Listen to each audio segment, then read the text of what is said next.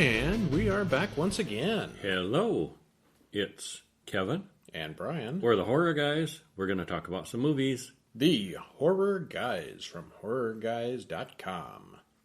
Or if you want to get real particular, HorrorMovieGuys.com. They both work. They both work. They do. It's amazing. So, did you watch some movies this week? We did. We watched lots of movies this week. But we're only going to talk about 4 movies in a short today. Okay. And some were pretty good. And some were just okay. But we're going to start out with an old-timey classic, 1963's The Haunting.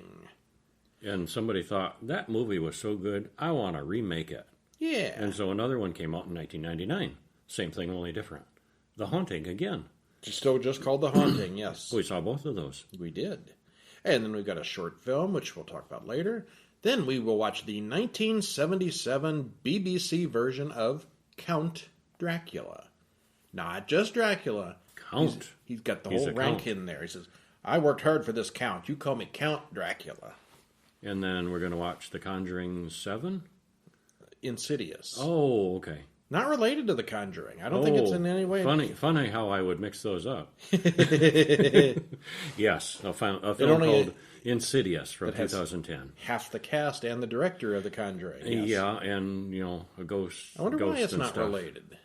Maybe a different production company. Not in the same universe, I guess. Not technically, no. Yeah. Well, that was before any of the Conjuring movies, too. Yes. They can still retcon it was The Conjuring 0. The pre-Conjuring. That needs to be a movie, The Pre-Conjuring, yes. They've done every other variation of it. All right, so this is episode 137, which, of course, is brought to you by The Horror Guys Guides and Tales to Make You Shiver. Check them all out at horrorguys.com/books. Yeah. What are we going to talk about first? Well, how about The Haunting, the oldest of the bunch? Okay. 1963, black and white. Directed by Robert Wise. Written by Nelson Gidding and Shirley Jackson. Everybody quotes Shirley Jackson. She must have written a very popular book. The Haunting of Hell House. Mm-hmm. Hill House. It's all related. Yeah. Stars Julie Harris, Claire Bloom, Richard Johnson. Hour 52 minutes. Like you said, black and white. Based on the novel The Haunting of Hill House. Yes. Which has had umpteen movies made of it. Yep, movies. Not to mention these 2 in the remake. Yeah. Did you like it? It was pretty good. It was unusual. It was very different. Yeah, it was different. A lot of voiceover. You'll mention that, I'm sure. Yeah. Yeah, it was good, but I think it mostly stands out because it is so different. Unusual. Yeah. Yeah, it's a different monster. Mm-hmm. Hill House had stood for 90 years and might still stand for 90 more, says the narrator, as credits roll. Afterwards, he tells more of the history of the scary old house. It was an evil house from the beginning, a house that was born bad. Bad to the bone. Bum, bum, bum, bum, bum. All right, well, Hugh Crane's wife was killed, and he raised his young daughter alone. He later remarried, and the second wife fell down the stairs and died. Hugh then went to England, and he died there himself. Young Abigail grew up and grew old in Hill House. She hired a young companion to care for her, but the companion was making out with a farmhand when she died alone. Abigail is still said to haunt the house today, and the companion eventually hanged herself. And we are told all this. We don't see this. This is telling, not showing. Right. Something this movie has a lot of. Yes, a lot of telling. All right. I don't remember. Was that text crawler, voiceover? I don't know. I think it was voiceover, and it showed some things. It showed a little bit. It showed some of the stuff. Dr. Markaway is the narrator, and he wants to rent Hill House to do a paranormal investigation inside the house. He arranges to go to the place to get the place from Mrs. Sanderson, the current owner of the house. Miss Sanderson doesn't like the idea of Markaway staying in the house with female assistants, so she insists that her nephew Luke go and stay with them. Eleanor has been invited to the house, but her family doesn't want her to go. She's a strange one. Her sister seems to be her keeper or something. Like maybe she's not quite competent. She's an odd duck, that one. Yeah. She doesn't seem terribly stable, and she really has to put up a fight just to take her own car out. She thinks this is where she's been wanting to go all her life. The family has no idea where she's gone, since she basically stole her own car out of the garage. She very much lives in her own mind. Yeah, she's one of those lives in her fantasy world kind of people. Yeah, very much so. Yeah. Dudley, the caretaker, is rude to her, but he finally lets her in. That's never really explained why he's such a jerk. Do we ever even see him after this? No, I don't think so. Yeah, he's just there to be mean for an instant. Jerky guy, yeah. She sets eyes on the house and thinks it's staring back at her. She senses the house's evil intent, and that it is patient and waiting. Mrs. Dudley lets her in and explains about meal times. She clearly points out that she doesn't stay there after dark, and then she meets Theodora, another guest. She gets a scare, but it's only Dr. Markway. All the doors in this house are slightly off-kilter and tend to close all by themselves. That's a neat trick. You should definitely design a house like that. Doors won't stay open. They find the dining room and meet Luke Sanderson, who's already been drinking. The other specialists have all dropped out, so these 4 are the only ones coming. Luke is already planning to sell the place when he finally inherits it. Markaway explains that Theo has ESP and Nell has experienced poltergeists in her childhood, but she's in denial about that. Markaway thinks the house has become deranged. How was this going to do that? Well, they said it was born evil, so there you go. Eleanor has a continuous inner monologue going on where she tells herself she belongs there, and this is the place she is meant to be. Since they're renting the house for a week, it seems like she's leading herself on to trouble. Well, Theo seems to know everything about Nell, and of course Nell is short for Eleanor, so I'm using the 2 names, don't get confused there. Mm-hmm. She knows everything about Nell, even that she wants to have her hairstyle changed. She reads Nell's mind easily. Nell goes to bed, but she hears knocking in the middle of the night. She hears Theo screaming, and they look for the unidentifiable sound in the freezing cold room. There's definitely something right outside the room pounding on the walls. The next morning, Markaway has a million personal questions for Eleanor, and she tells him all about her past. We hear about his backstory as well. Basically, he simply wants to prove that ghosts exist. Luke comes in and tells them about chalk writing on the hallway wall. "Help Eleanor come home" is scrawled on the wall. That's weird. Mm-hmm. Theo says maybe the house likes her best, or maybe she just wrote it herself. And we're not really sure, because she is weird. Yeah, she is. They find a statue of the original Crane family, and one of the statues, the companion, looks a lot like Nell. Eleanor has issues with the house, and it does things to her when she stops paying attention. Eleanor and Theo move into the same bedroom to avoid any weirdness like last night. Eleanor tells Theo she wants to stay at Hill House forever. Markway then finds a cold spot in the hallway, and he calls it the heart of the house. Their breaths fog up when they stand in the right place. Nell has a night visitor as she sleeps, or maybe it was just her own dream. Markway thinks they are really close to observing something undeniably real, but Eleanor is already convinced. She explains that she was tired and let her mother die. She didn't mean for it to happen, but it did. Theo knows too much, and it starts getting on Nell's nerves. A car pulls up, and it's Grace, Markway's wife. The newspapers have found out about this study, and if it gets out, he'll be a laughingstock. Yeah, and Eleanor was getting kind of sweet on the doctor. And yes, she definitely likes him. That comes crashing down quickly when the wife comes in. Suddenly there's a wife. What? That you're married? Well, I think she knew that, but, we're separated or something. But they weren't. Yeah. She doesn't take any of this ghost stuff seriously at all and mocks Markway. Not only that, but she wants to sleep in the nursery, which all of a sudden has become unlocked and open. They all sleep downstairs in the parlor except for Grace, who's still in the nursery. This time, they all hear the pounding on the walls. The door bends inward like it was made of rubber. Things get hectic, and Nell decides to give herself to the ghost if it wants her. They all go up to the nursery, but Grace has disappeared.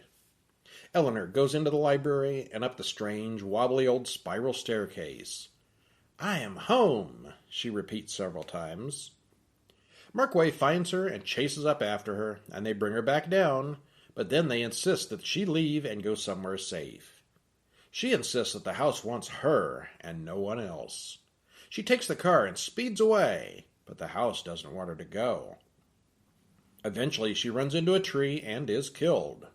Oh, boom. That resolved quickly. It was the same tree that killed the original Mrs. Crane many years ago. Almost immediately, Grace turns up, wandering around the grounds basically unharmed. Theo explains that now the house belongs to Nell. She got what she wanted. The house has what it wants. And Markaway goes back to the house and locks everything up so nothing like this ever happens again. And nobody ever goes back again. No more Hill House. No. Well, I cannot think of another movie that has so much inner dialogue. Most I've ever seen in one. Yeah. Yeah. Nell constantly thinks things to herself, and we hear all of it. She's unstable for sure, and maybe a little insane, but that's what makes her interesting. This is about as much psychological horror as a movie can be. There are only 4 characters here, and we get to know them all, which is good. And most of the supernatural stuff actually happens off. There's sounds. Yeah, there's sounds. There's weird stuff. Implications, and it is more a psychological thriller. Yeah. Do we ever see a ghost? We don't really see anything, do we? The door bulging there that one time. The door bulge and Yeah. the writing on the wall. Mm-hmm. Yeah, we never see a ghost. Yeah. Okay, we know what the characters want, why they've come, and what they do. Early on, Markway explains that Nell had a previous encounter with a poltergeist, which she denies, but this never goes anywhere and is never brought up again. Probably something from the book. Mm-hmm.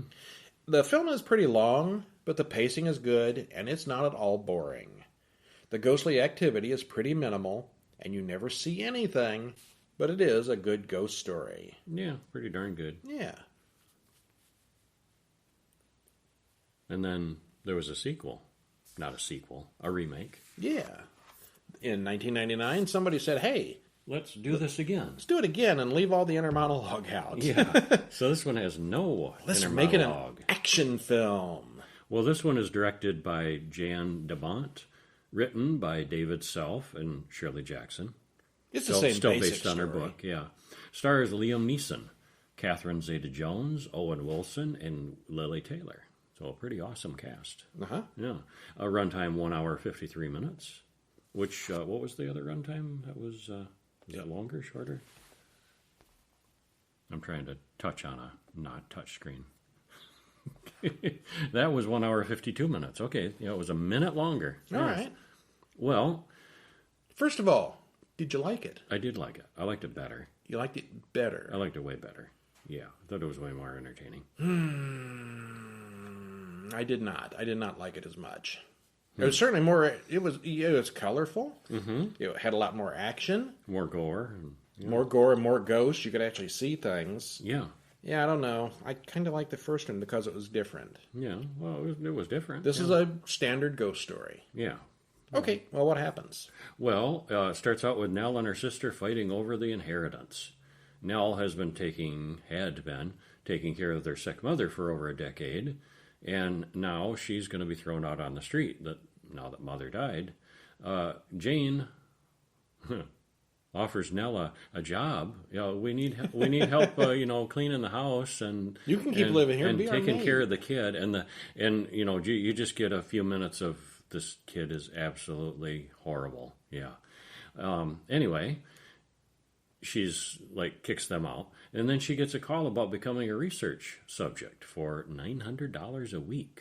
She looks up the ad and says, "Oh yeah, I can do that." Well, Dr. David Merrill is doing a research study. He's looking for suggestible people for his trip to Hill House, and his boss doesn't think he can do the research credibly or ethically, because he's saying he wants research on insomniacs and people who don't sleep well, and that's not Not what he's really what there he's for. really there for. Yeah. Well, Nell arrives at the huge old mansion, and Mr. Dudley unlocks the gate for her. No one opens the door, so she goes inside and finds Mrs. Dudley. We get a feel for the place as they walk to Nell's room. The place is insanely huge and well-furnished. Really beautiful house. You think that was even a real place, or was that all just CGI? It was almost too big. That was a real building. They might have enhanced it, but yeah, it was a real building. Yeah. Mrs. Dudley explains that these will be the first visitors Hill House has had since Mr. Crane died. So apparently they've just been staying there taking care of the place. For a very long time. Yeah, decades, yeah. Theo arrives, and she has her own baggage, physically and psychologically. Mrs. Dudley goes through the same spiel about dinner time, and they get along fine, and they start to compete to see who is the most messed up. Then they find a funhouse room with mirrors and moving floors, like a cross between a hall of mirrors and a carousel. Yeah, that a dance really floor, neat. like a ballroom that rotates. But could you imagine actually living in a house with something like that? You'd be tired of it in 10 minutes. And I don't know if that was real or not. I mean, I don't see how that could be, but maybe. Yeah. Yeah, I don't know. Yeah, it was very cool. Anyway. It was, yeah. Yeah. Well, they literally run into Luke Sanderson, and then we meet David Marrow and his assistants, Mary and Todd. Mary immediately gets creeped out by the place. She's a little psychic or something. She's a little sensitive, yeah. David explains that he's doing research on bad sleepers and insomnia. And that's not true, but that's the cover story. David explains the story of Hugh Crane. Okay, here we get the exposition who, he built the house and just wanted children, but unfortunately all his children died in childbirth. Yeah, they've changed the story. Mm-hmm. He had one child, and the mother died, and then he killed the other mother, and then the companion abused the daughter in the first one. Mm-hmm. This one here, he's just a rich guy who runs the town, and he likes children. Mm-hmm. Lots of children. He often brought children up to the house to entertain. Yes, well, that doesn't even sound good right there, does it? Not as innocent as it sounds. Yeah. Well, he kept on building and building, and people still say they can hear the sounds of children at night. And Crane's wife killed herself. Now, I don't know if you mentioned this here, but Crane himself went overseas and died, right? In the first one. I don't think that's mentioned here. All right, and that's not mentioned. All right, because I wondered how he could be so powerfully manifested in the house if he didn't die in the house. Yeah, in the first movie, I think the ghost was supposed to be Abigail. Mm-hmm. Yeah. And in this one, it's obviously Mr. Crane. Crane, yeah. Who's gotten more and more powerful as he, controls the children. So the story is basically the same, but they've changed a lot of the details. Mm-hmm. Yeah. Well, as Mary explains that there is evil in the house, a piano string tightens and snaps all by itself and hits her in the eye. Ow. Yeah. Todd takes her in the car, and they find a key to the big gate, and they never come back. They take her to the doctor, and we never see him again. Nope. Yeah. Or the car. Yeah. Well, night falls, and they all go about their business. Nell sees faces on the fireplace that are all looking at her. Luke walks the halls with insomnia. Nell wakes up to a loud pounding noise in the walls and hears Theo calling for her from the next room. And she runs over there, and now they both hear the sounds. Something trying very hard to get into their room. It gets cold. They see their breath. Luke comes in, but it's gone by this point. And they eventually go back to bed. Little CGI faces crawl through the bed sheets to scare Eleanor. They say, "Find us." Well, in the morning, Luke has come to the conclusion that David hasn't told them the whole truth about why they are there. They saw that through that quickly. Yeah, well, there's more to this house than insomnia. Yeah. Nell sees something in the fireplace, but again, no one else sees it. And soon after, they find "Welcome Home, Eleanor" painted on the wall. And who did that? Looked like spray paint or blood, but I'm sure if it was blood, somebody had commented on that. Yeah. Well, the next night, Nell finds red footprints in her bedroom. They're little teeny children's footprints. Yeah. She follows them and finds a secret room with a ledger. It's Crane's secret study, and his ledger is full of the names of children who died. What happened to them? Well, the next day, Nell finds David's tape recorder and finds out why they are really there because he's making audio notes. She then gets a ghostly hint from Carolyn, Crane's second wife, to look in the fireplace again, and this time she finds the bones of children.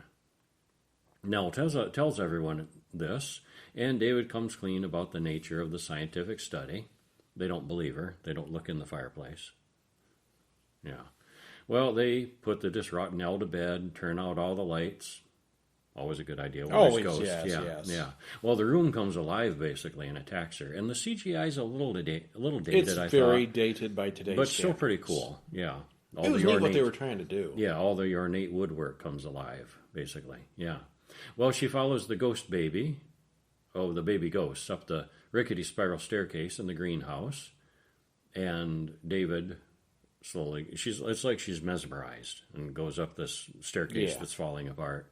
And it's kind of a tense scene where David goes up after her and the thing is shaken and pieces are falling off.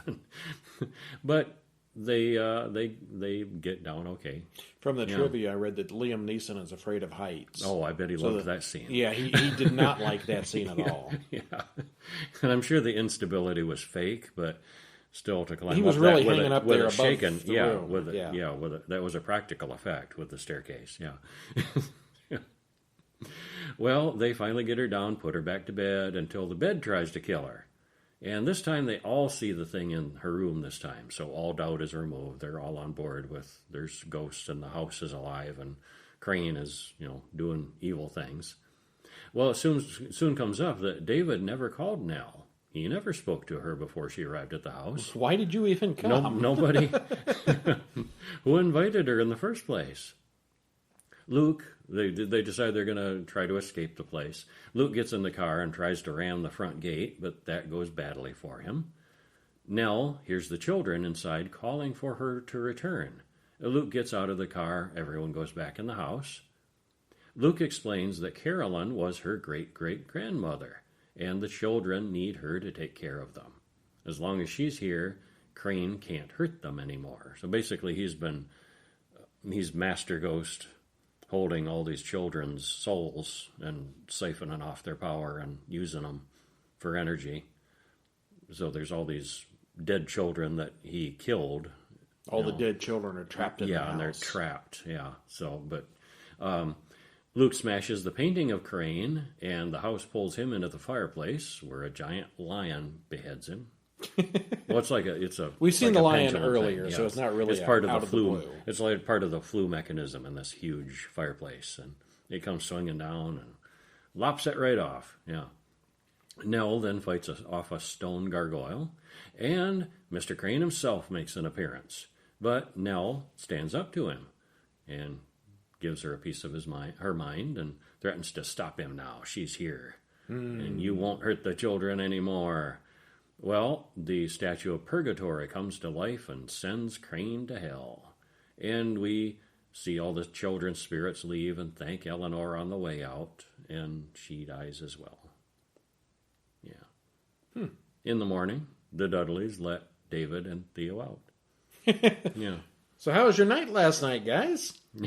Nothing happened. What happened to this gate? Yeah, with the car stuck in the middle of it. And there's dead bodies, and how we they're just leaving it for the Dudleys. Yeah, clean this up when you're done. But breakfast is at 6. Well, Mr. Dudley says, "Oh, did you find what you're looking for?" Well, they did. Well, yes, and have fun cleaning that up. All right. Well, we watched this one immediately after the 1963 version to compare the differences, so we'll look at those first. We get told right up front that what Nell has been doing with her life, and it's clear that what her choices are and what her situation is. In the first movie, Nell seemed eccentric, flighty, and maybe a little crazy. She seems much more normal and reliable in this one. She just got a lot of guilt over leaving her mother to die. Which is a normal-ish thing. You don't have to be crazy for that. Well, I don't know if it was as clear in this one, too, that she has that guilt of... Well, her mother died. She'd been taking care of her mother for, 17 years or something like that, and she was really glad when she finally died. She was relieved. Yeah. Yeah, but she was right there taking care of her still. Yeah, she wasn't ignoring her like in the first movie. Well, in the original film, we see literally nothing spooky. It's all noises and atmosphere. This film has some dated CGI to help our imaginations work. Toward the end, the CGI and the creatures get a little excessive. There's stone gargoyles and Hugh Crane himself and the statue at the end and wooden carvings. The bed tries to eat her and there's a face in the window. It's a lot. Mm-hmm. Yeah, it is. With the mystery of the missing children, the film also has much more of a plot to it than simply the house wants me. There's also no mention of Abigail or the negligent caretaker. It all focuses on the evil Mr. Crane. Most surprisingly, there was absolutely none of the inner dialogue that went on in the original film. Nell had quite a lot of that the first time around. Mm-hmm. And this was a big-budget remake with an A-list cast at the time. The set is outrageously overblown, probably the nicest and most elaborate haunted house ever. I wouldn't mind staying there on vacation. It's a beautiful house. As Mrs. Dudley says, it's a lot to dust.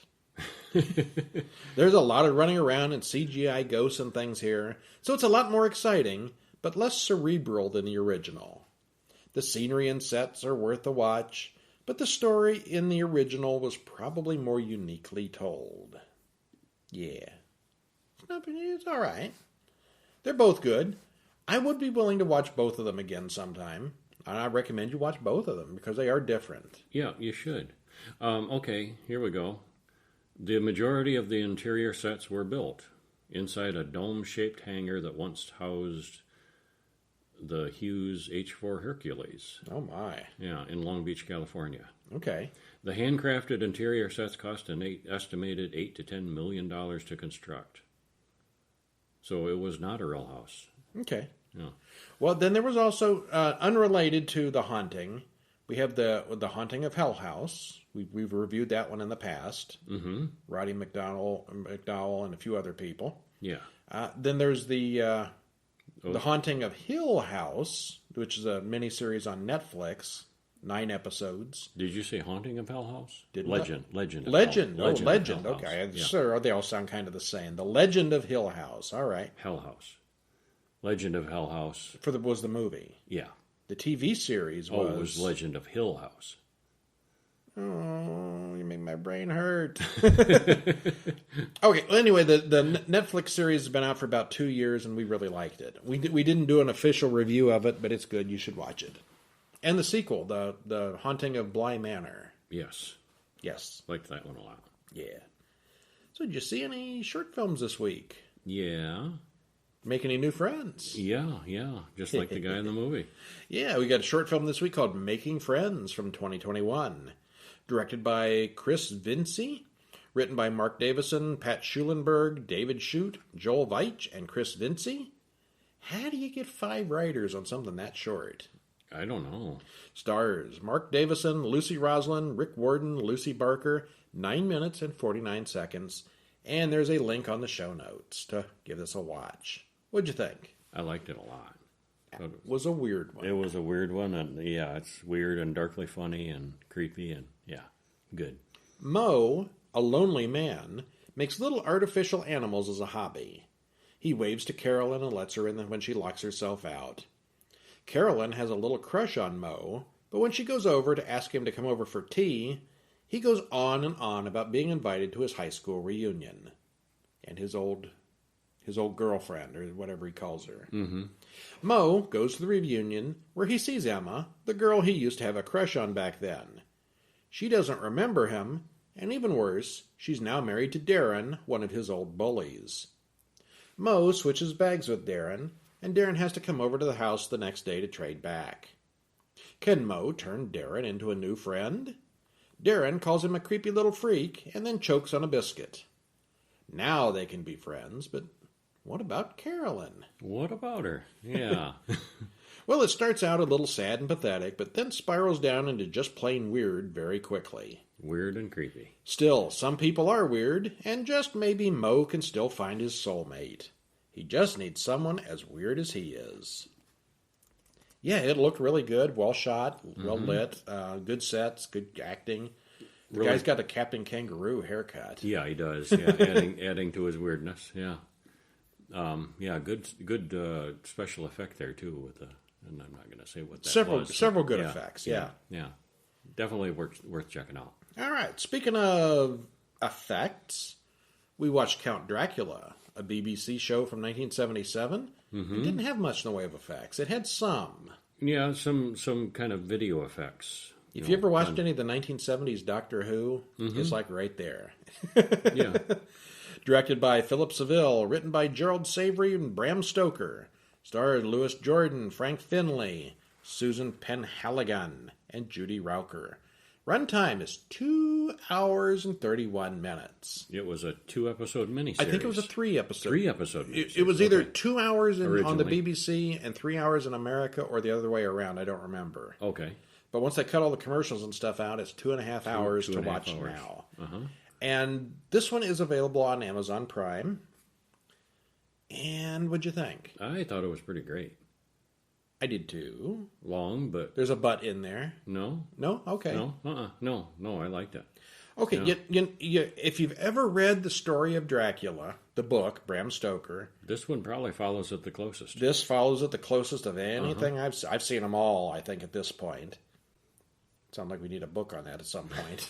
Yeah, a book on the book. Yeah, I think with the exception of the very ending... No, this isn't the one with the weird ending. Yeah, this is... Oh, this isn't, is it? No. Yeah, no, it isn't. This one's normal-ish. Yeah, it was Nosferatu that had the weird ending. Yeah. I'm not going to read the description to you because it's the story of Dracula straight from the book. It is the most literary adaptation we've seen. Mm-hmm. We could just hit on the highlights. So, the main difference was I think the book was told in epistolary format, which means it's written mostly in letters and journals and stuff. Yes. And this is a pretty straightforward movie. And I think in the book, Dracula is less of a character than in this, too.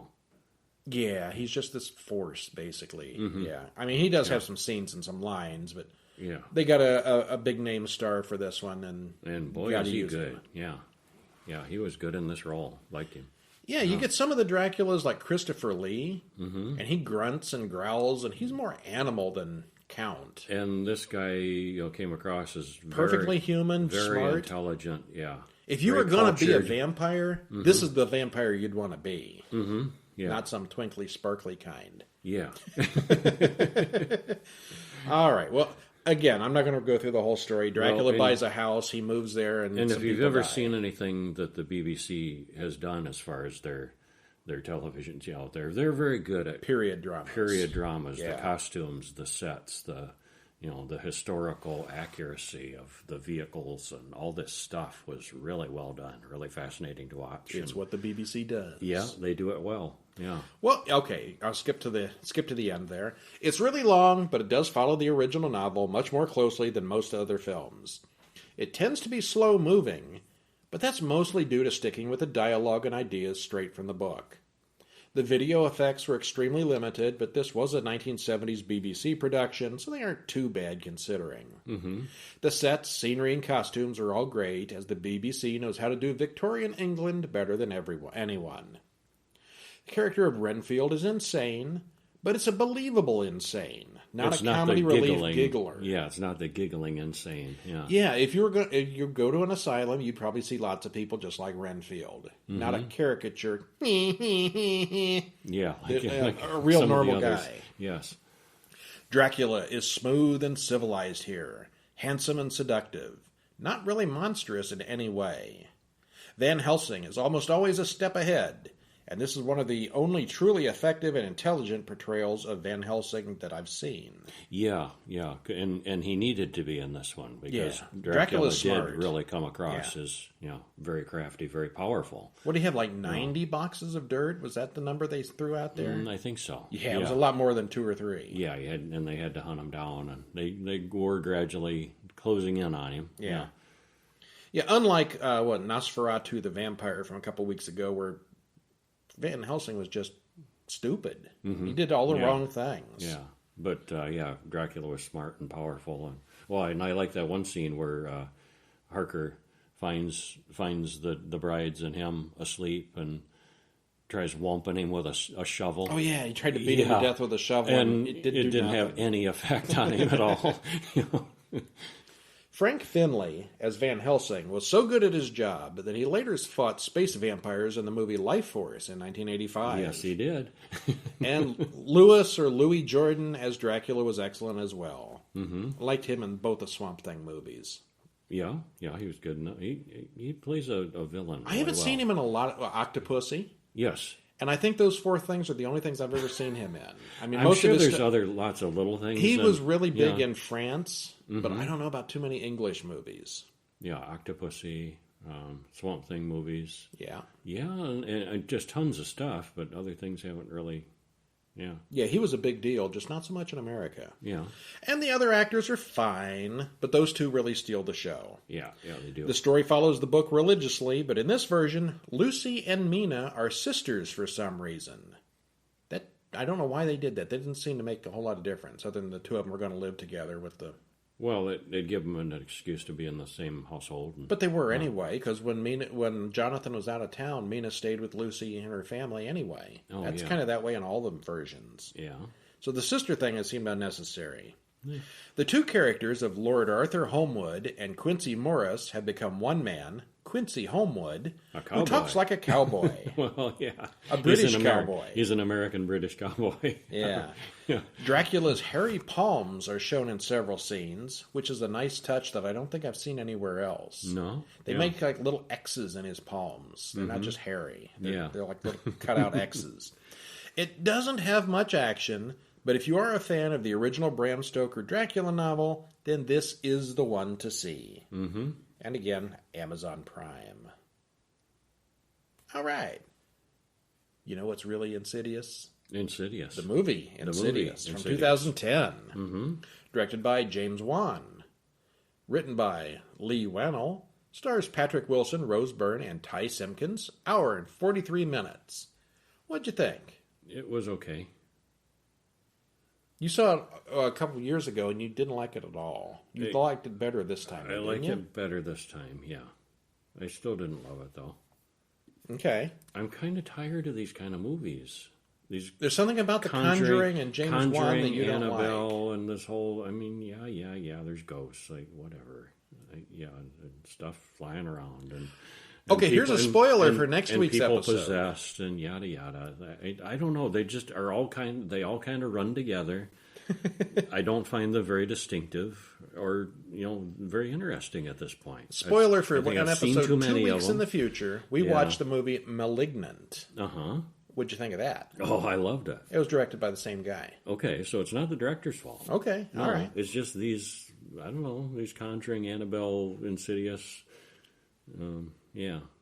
I don't know. I like them all. I think they're very well done. Yeah. I mean, they're nothing special. I mean, there's nothing innovative. Like The Haunting with all that inner dialogue was very unique and interesting. Mm-hmm.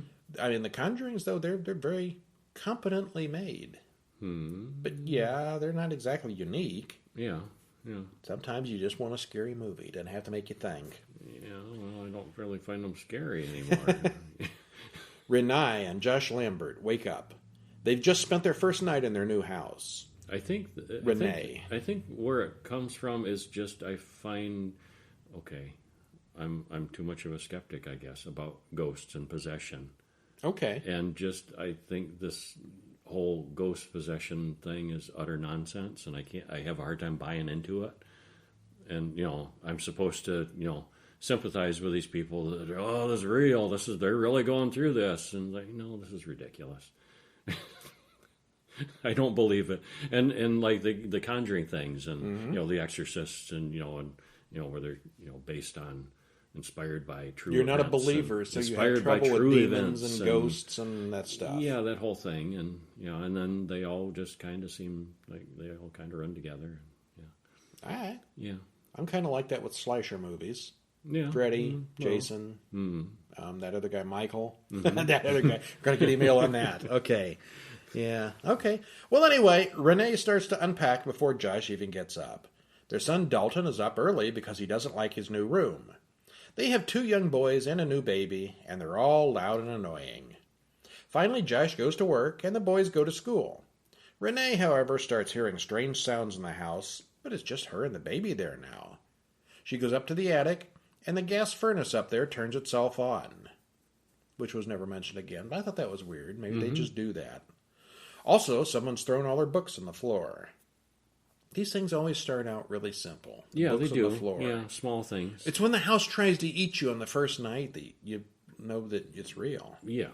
Well, then everybody's on board. Yeah, okay. Well, Dalton goes up in the attic later and hits his head, causing much wailing and screaming. Renee finds the sheet music she had been looking for up there, but no one admits taking it up there. The next morning, Dalton doesn't want to wake up. They take him to the doctor, and he's now in a coma. Guess he hit his head harder than they thought. 3 months later, they bring Dalton home. Still in a coma. But he still hasn't woken up. Renee starts hearing voices on the baby monitor, but when she goes up there, the baby is alone. Foster, the other brother, wants to change rooms because he doesn't like it when Dalton, who is still in a coma, walks around at night. What? That night, they hear knocking at the front door, but when Josh goes down to investigate, there's no one there. Renee sees someone standing in the baby's room just as the downstairs alarm goes off. The front door is now wide open. The next morning, Renee notices that there's a large bloody claw handprint on the sheet beside Dalton's foot. Renee tells Josh that there's something wrong with the house, that it has a sickness. She thinks the house is haunted, but he keeps working late and missing all this stuff. She finds someone in her room that night, but the windows are all locked. She wants to move, so they move to get another house. So they do. Wow. Rent a place. He makes a lot of money for a teacher. Mm-hmm. Yeah. Lorraine, Josh's mother, helps them move. At the new house, Renee's music changes to Tiptoe Through the Tulips all by itself. She didn't like that song. It's just there. She sees a little boy running around in the hallways playing hide and seek, and it quickly becomes obvious that this house is haunted too. Or maybe Renee is just insane. She calls in a priest, and Lorraine backs her up. She had a dream about a monster in Dalton's room that wants him. Then she sees the monster standing right behind Josh. It ransacks Dalton's room and throws him to the floor. Lorraine calls Specs and Tucker, a duo of paranormal investigators. They bring a Viewmaster with colored film and other high-tech toys. Tucker almost immediately finds a pair of twin ghosts. There's a lot of different ghosts in this. Yes, there are. Yeah, they're not. Most of them are not explained. Tucker almost immediately finds a pair of twin ghosts. They call in Elise, who is a medium. Elise can see the monster in Dalton's room and describes it, while Specs draws what she describes. Elise says she thinks Dalton isn't in a coma. His spiritual body is elsewhere. "It's not the house that's haunted. It's your son," she says. And I thought that was an interesting relationship way to do that. It's always a haunted house. No, the medium. Oh. She has like a scribe who takes down what she's seeing. Yeah, she doesn't relay it directly.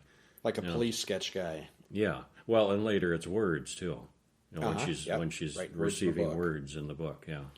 Well, Dalton has been leaving his body in astral form as his body sleeps. He's gone too far away and become lost in a place she calls the Further, a place not meant for the living. These evil entities are gathered around him because he's just a body with no soul now. One of them is the demon that Specs drew. Josh puts up with the dog and pony show for a while, but says this is all ridiculous. He's like you. He throws the supernatural trio out. Then he looks at Dalton's old drawings on the wall and changes his mind. He's been drawing that demon for a while. They call in the experts again, and this time they set up cameras and start a seance. The flashbulbs start going off faster and faster until they lose Dalton again. The physical Dalton gets up and attacks the people in the room, and other ghosts come along for a full-scare ghostly home invasion. That could have gone better. Yeah, it could have. Yeah. Lorraine comes over and explains how she met Elise. Turns out, Josh was able to astral project as well, and had a problem when he was 8 years old. He used to be terrified of an old woman who used to come visit him at night. She has actual old photos of the ghost following young Josh around. He doesn't remember any of it. Elise tries talking Josh into astral projecting himself, and he used to be able to do it, but has blocked out all memory of it.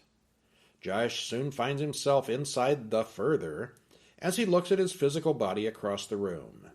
That was pretty cool effect. It didn't work. Right. How do I do this? And Yeah, then he gets up and he notices his body's over there. Yeah. It just sort of happened. Yeah. He quickly finds Dalton and then loses him again. But then they have to find their way out, and the ghostly old woman is there as well as other strange characters, and Josh is the one who is actually alive, so he's stronger than they are. Tiptoe Through the Tulips starts up again, what seems to be the main demon's favorite song. Back in the physical world, the house starts to shake, and the light bulbs all explode. You know, light bulbs are always the first thing to go. Mm-hmm. They hear things upstairs on the baby monitor. Then they all appear again, terrorizing the living. Meanwhile, Josh and Dalton try to get back to their bodies. Josh confronts the old lady ghost while Dalton runs from the red-faced monster. They both wake up. Oh, happy ending. Yay, all better. Renee, Lorraine, and Dalton have spaghetti in the kitchen while Josh murders Elise in the living room. What? Well, it's not really Josh. No. Renee looks at the photo of Josh and sees the woman in black instead. It's not over. Yep. But it was, because they never made a... Oh, yeah, they made yeah, Insidious they did. too. They made a sequel. I guess we'll have to see that sometime. Okay. Well, they've got an awfully large house for a school teacher and a songwriter. Mm-hmm. Yeah, I noticed these things. Yeah. Renee complains, "This house is haunted. I want to move." And Josh is like, okay. Okay. It's not usually that easy, but they managed to go to a second nice house, almost certainly before the first one sold. Economics matter, even in the movies. I don't know if you can have paranormal investigators without stepping on the toes of Poltergeist. And they certainly touch on that here. Yeah. Yeah. There's a lot of story here. Between Josh's past history and whoever the multiple ghosts are, there's plenty here to develop in the sequels. Astral projection has been long time been a thing with paranormal people for ages, but this is the only film I can think of that really deals with it to any degree in, specific terms. The acting is excellent, the story is detailed and rich, and there are lots of little details, as well as interesting and unique creatures. It's got some well-placed jump scares, and it's pretty suspenseful even without the jump scares. It's definitely one of the best haunted house, ghost, possession stories of recent years. I give it a 6. All right, I'd give it an 8 or a 9. I liked it quite a bit. Yeah, it was all right. All right, so The Haunting 63. Thumbs up. Haunting 99. Bigger thumbs up. Short film, Making Friends. Biggest thumbs up of the week, I think. Oh, wow. I think of the 5, that was my favorite. Count Dracula. Second place. And Insidious. Yeah. All right. Yeah. I like the old Haunting best. Insidious second. I'm not going to say I hated Insidious because I liked it more than disliked it, but yeah. Old Haunting, Insidious, New Haunting, Count Dracula, and Making Friends last. Last. It takes a lot to impress me with a short. Huh. Yeah, I'd put Making Friends first and Dracula second for this week. All righty. Yeah. So you Count think, Dracula. are we never going to watch any more movies? No, now we're done. We've seen them all. Yeah. There's no more horror movies. Until next week. Wait. You found some more. Oh, but wait, there's you more. You found more. All right. Yeah, next week we've got... We got Malignant from 2021. And I'm going to say right now, this has a level 1 DEF CON spoiler alert. If you haven't seen Malignant 2021, we both like it a lot. About it, yeah. You should see it. We both like it, so go watch that. And we won't both spoil give it a for huge you. thumbs up, and we're saying you should see it before you read or hear more about it. Don't even watch the previews; just watch it. Okay, I don't remember the you previews can watch the being anything preview. special. That doesn't give anything away. But it was good. Yeah, oh yeah. Best movie of the month, probably. Mm-hmm. But maybe not. We'll see. Then one you've probably already seen. Willard from 1971. There was a remake, but we're talking about the original now. Oh, rats. Oh, rats, yes. Scanners from 1981. That movie blew my mind. Oh, yeah, you're not the only one. And another classic. The Texas Chainsaw Massacre, the original. The original, 1974, where it all began. All right, so we got some malignant rats that will scan your chainsaw. You okay? All right. Yeah, all right. Check out the website, horrorguys.com, and I'm Brian. And I'm Kevin. And we'll see you when? Next week. See ya. See ya.